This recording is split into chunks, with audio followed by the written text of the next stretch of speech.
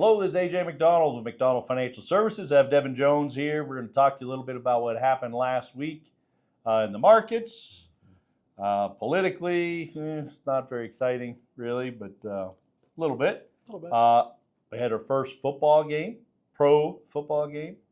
Doesn't really count, but no, it was an exciting game. I mean, it's nice to have NFL back again. So let's kick off a fall. It's my favorite sport, I think, to watch. Yeah, mine too. Mine too, exactly. So it's nice to have at least the window open, and it won't shut again until sometime in February. Actually, Valentine's Day. Valentine's Day is last game of the year.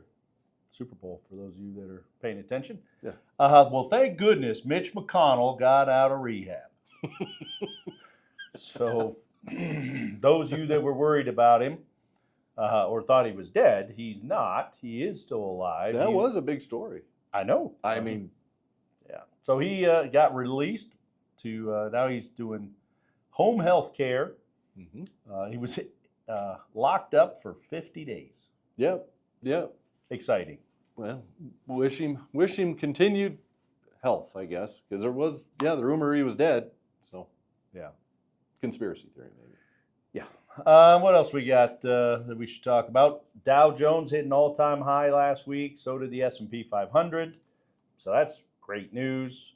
A little bit surprising, but I think a lot of that came on the heels of a deal with Iran, potentially. At least as we're filming this, the deal has not been, the ink's not wet. Let's put it that way. Stop me if you've heard this before.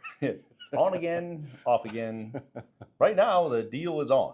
Right now, the deal is on, and we'll see how it transpires over the next week or so. But for now, well, as of the recording of this, anyway. Yeah, Saturday, last July, I guess that'd have been 30th, I think it was, maybe 31st. We were going to bomb them more than all the bombing in World War II. Yep.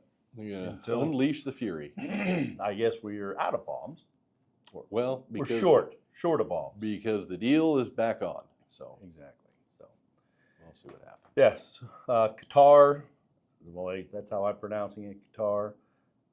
Others call it Qatar, I think. But whatever. Supposedly they're the ones that are working with the Iranians. The deal framework that I've seen is bad, where Iran's actually going to control the Strait of Hormuz. I believe Trump said that wasn't going to happen. I believe he did. And the U.S. military, the Navy, will not be allowed in. And I think potentially they're going to be other countries are going to have to pay to use the strait to go in and out. Correct. Which I believe Trump also said wasn't going to happen. Would not happen. Yeah. It did not happen before we attacked. Right. That baby was wide open. Come and go as you please. No cost. Right. No problem. Right. So that doesn't look like a good deal. No. And we've discussed that at length. And probably next week we'll talk about it again. I would guess. I would guess. Deal's off. Deal is off. What else do you want to talk about? You want to talk about SpaceX. That seems to be a popular topic on this feed. So SpaceX, once again, had a bad week to start the week, but then rebounded a little bit on Thursday, I guess. A little bit. Well, a tremendous number of shares were unlocked. So they reported earnings. They didn't make a profit, but their revenue actually did go up quite a bit. Right. But their spending went up. Spending off the charts. Through the roof. Yeah, AI spending, again, that's kind of what it's boiling down to. So yeah, so that was after the bell on Tuesday. Yeah. Wednesday, one of the SpaceX rockets ran into the moon. Crashed into the moon. Yeah. And they knew that was going to happen. So, but apparently it's going to leave a huge crater. So yeah, that's great, I suppose. And then Thursday is when all those shares were unlocked. And actually, as you said, stock actually went up a little bit on Thursday. Towards the end of the day. Yeah. So. Tail end. So, yep, towards the tail end. I don't think Elon is a trillionaire again, though. No. Still, he hadn't got back there because it was trading in the less than 120 in the latter part of last week, down from 220. Right. when it spiked up, and we were saying, boy, that seems high. Yeah. And Yeah. it was. Yep. Yep. So jobs numbers came in, I guess. The if you wanna say expectation was 88,000. You know, that's one of those things that we are keeping an eye on. Good news, bad news, I guess, if you will, right? The lower that number, the better the market's going to feel, in my opinion, just because that kind of cools that inflationary number, possibly. So, so we'll see. We'll see what happens through the whole thing. The likelihood the Fed cut rates in September, I would say next to zero. I'm going to say it's more likely to snow in Colorado in August than they see the Fed cutting rates. Yeah. So it is zero. Pretty close. More likely to see the Fed increase rates in September. That's really what everybody's trying to pay attention to, whether they keep them the same, which would be a win, or they get bumped by a quarter, which is what we think will probably happen. Yeah. Mortgage rates, not good. Those popped up over 7 again this last week. So that's not great news for new home buyers, not good news for people trying to refi. So anyway, not great news.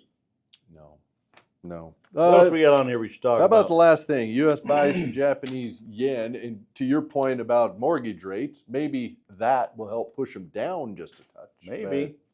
Why in the world would the U.S. be buying Japanese yen?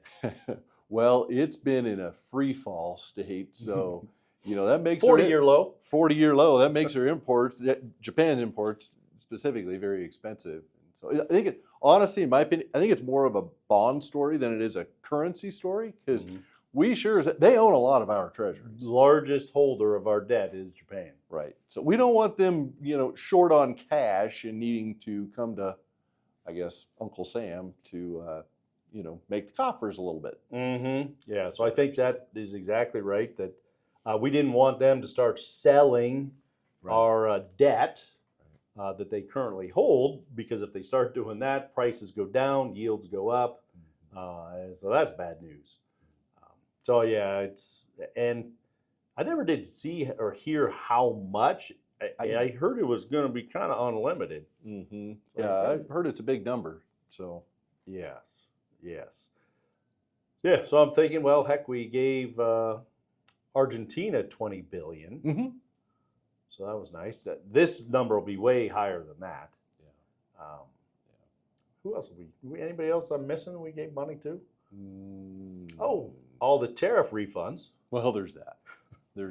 That was. I think we're upwards of $100 billion there. Yes. Well, again, we have checks left in the checkbook, so there's got to be money. Yeah. Times are good. Times are really good. So really, that's about all we had for this week. I guess we'll see what happens. We've got more football coming up, so that's pretty exciting. Midterm elections are getting closer, so we didn't really talk about that, but I guess the Michigan primary, exciting. We'll see.